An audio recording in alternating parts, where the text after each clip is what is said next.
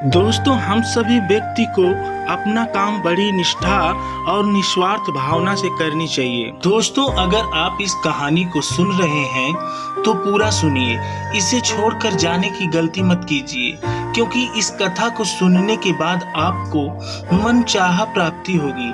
क्योंकि आप भोलेनाथ के भक्त हैं तो उनका अनादर ना करें। दोस्तों, हम सभी व्यक्ति को अपना काम बड़ी निष्ठा और निस्वार्थ भाव से करनी चाहिए।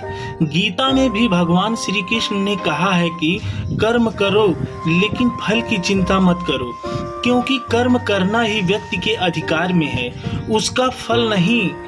कई बार हम परिस्थितियों के कारण या फिर भावनाओं में बहकर कुछ ऐसे फैसले कर देते हैं जिससे हमारा कर्म प्रभावित होता है। आपको कर्म क्यों करना चाहिए? भगवान शिव और किसान की कथा के बारे में हम आपको एक कहानी बताने जा रहे हैं। एक बार भगवान शंकर पृथ्वी वासियों पर क्रोधित हो गए और माता पार्वती को साक्षी मानकर संकल्प किया कि जब तक पृथ्वीवासी नहीं सुधरेंगे तब तक वे शंख नहीं बजाएंगे।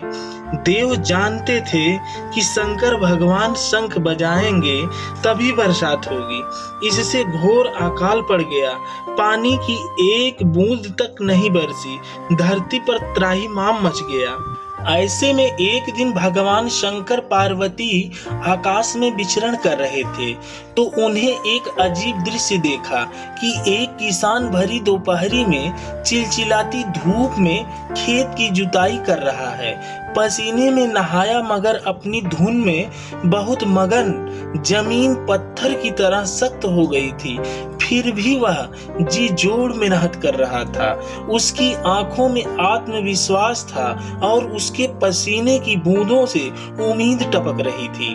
भोलेनाथ व पार्वती बदले हुए भेष में आकाश से नीचे उतरे और उससे कहा, अरे भाई, तू क्यों बेकार कष्ट उठा रहा है? सूखी बंजर धरती में केवल पसीने बहाने से ही खेती नहीं होती। किसान ने हल चलाते चलाते ही जवाब दिया, हाँ बिल्कुल ठीक कह रहे हैं श्रीमान, मगर हल चलाने का गुण भूल ना जाऊं, इसलिए मैं हर साल पूरी लगन के साथ जुताई करता हूँ। जुताई करना भूल गया तो केवल वर्षा से खेती हो सकेगी क्या? मेहनत का अपना ही परम आनंद है। मैं लोभ के लिए खेती नहीं करता। किसान की बात सुनकर महादेव को भी लगा कि मैं भी तो परम आनंद की अनुभूति के लिए ही शंख बजाता हूँ। मुझे भी शंख बजाए 1 बरस बीत गए, कहीं शंख बजाना भूल तो नहीं गया?